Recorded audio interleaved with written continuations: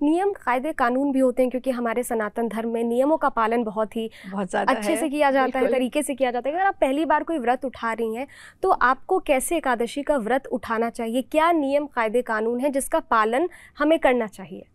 देखिए, एकादशी के व्रत में 2-3 चीज़ों का बड़ा महत्व है। एक तो शुद्धि और पवित्रता का तो है ही, क्योंकि अगर आप एकादशी कर रहे हैं, वैष्णव समाज के कुछ अपने नियम हैं। जैसे उनका तिलक का नियम होता है, आप देखते हैं कि वो बड़ा अच्छा चंदन का जो तिलक लगाते हैं वैष्णव, और जो लोग दीक्षा लेते हैं उनके लिए तो बड़ा विशेष होता है। जो जाप करते हैं, माला जाप करते हैं, और वो तो एकादशी रखते ही रखते हैं। लेकिन अगर पहली बार कोई रख रहा है तो सबसे पहले उसको ना ये दशमी से ही आरंभ हो जाता है, क्योंकि इसमें नियम है कि दशमी की सांध्य काल के बाद, संध्या के बाद चावल का सेवन नहीं करना चाहिए। और एकादशी के दिन आपको सूर्योदय से पूर्व ही उठना है, और सबसे पहले गंगा जल से अपने घर को शुद्ध करना होता है। और आप भी थोड़ा सा पानी गंगा जल मिलाकर, पानी में गंगा जल मिलाकर और स्नान कीजिए। अगर आप गंगा स्नान करते हैं तो उससे अच्छा कुछ नहीं है, क्योंकि कार्तिक में तो स्नान और दीपदान का महत्व सबको पता है कि बहुत ज़्यादा महत्व है। लेकिन अगर आप गंगा जी नहीं जा पा रहे हैं, यमुना जी नहीं जा पा रहे हैं, तो आप घर में भी अपने स्नान के जल में थोड़ा सा गंगा जल मिला सकते हैं और उससे आप स्नान कीजिए। उसके बाद आपको भगवान विष्णु को भी सबसे पहले तो देखिए चतुर्मास के बाद, क्योंकि आषाढ़ शुक्ल देवशयनी एकादशी पे भगवान कहते हैं शयन करते हैं, और कार्तिक शुक्ल की जो एकादशी है इस पर भगवान जागृत होते हैं, जागते हैं। तो उनको जगाने का बड़ा प्यारा नियम है इसमें, क्योंकि हम कहते हैं ना, उत्तिष्ठो उत्तिष्ठ गोविंद, उत्तिष्ठ गरुड़ध्वज, उत्तिष्ठ कमलाकांत, त्रैलोक्य सर्वत्रम मंगलम कुरु। तो इसमें इसी मंत्र के साथ हमें भगवान विष्णु को, या आपके पास लड्डू गोपाल हैं, आपके पास शालिग्राम है, उनको जगाना चाहिए। वीणा की धुन से, घंटी की धुन से, मधुर ध्वनियों के साथ उनको जगाते हैं। बहुत लोग देखिए ढोल नगाड़े भी बजाते हैं, तो ये बड़ा अच्छा नियम होता है। पहले हम विष्णु जी को उठाते हैं, फिर पंचामृत से स्नान कराते हैं उनको, दूध, दही, घी, शक्कर और शहद के साथ।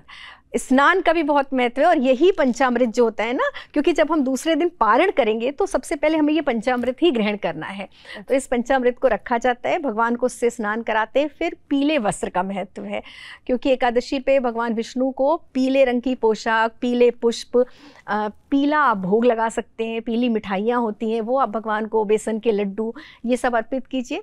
और आपका जो अपना नियम है, आपका नियम ये है कि देखिए इसमें ना कुछ लोग काफ़ी नियम मानते हैं, बाल धोने का नियम मानते हैं कि एकादशी को नहीं धोना चाहिए। अच्छा, तो उन लोगों को, हाँ, ये वर्णित है, तो वो लोग दशमी को ही अपने सिर वगैरह, बाल वगैरह धो सकते हैं। और एकादशी के व्रत के दिन सबसे बड़ी बात है कि अगर आप निर्जल व्रत रखते हैं, 2 तरह से रखा जाता है, 3 तरह से हम कह सकते हैं। या तो आप निर्जल रखिए, अगर निर्जल नहीं रख पाते हैं तो आप सिर्फ जल पी के भी बहुत लोग व्रत रखते हैं, और कुछ लोग फलाहार करते हैं कि आप फल और जल पी सकते हैं। तो इसी तरह आपको पूरा ब्रह्मचर्य का पालन करना है, तामसिक वस्तुओं से बिल्कुल दूर रहना है। अगर आप व्रत नहीं भी करते हैं तो भी उस दिन आपको प्याज, लहसुन और इन चीज़ों से थोड़ा दूर रहना चाहिए। और अगर व्रत करते हैं तब तो आपको बिल्कुल जो है सात्विक फल और कुट्टू का आटा, ये सब से बनी हुई चीज़ें आप खा सकते हैं। इसमें चावल तो ग्रहण करना ही नहीं है, तो अगर आप व्रत नहीं रखते हैं तब भी लोग चावल नहीं खाते हैं इसमें। और इसका महत्व ये है कि आप पूजन करके विष्णु भगवान का, और दोपहर में सोना नहीं चाहिए। कहते हैं कि सोने से एकादशी का व्रत का जो फल है वो, हाँ, वो कम हो जाता है।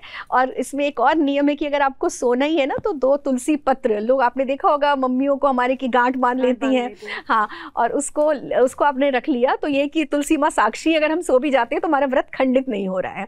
तो इसमें ये कुछ थोड़े से नियम हैं कि दोपहर को आपको सोना नहीं है, आपको बिल्कुल भजन करते रहना है। आप कोई भी मंत्र पढ़ सकते हैं। देखिए सबसे अच्छा मंत्र ओम नमो भगवते वासुदेवाय, इससे अच्छा कोई मंत्र है नहीं भगवान विष्णु को प्रसन्न करने के लिए।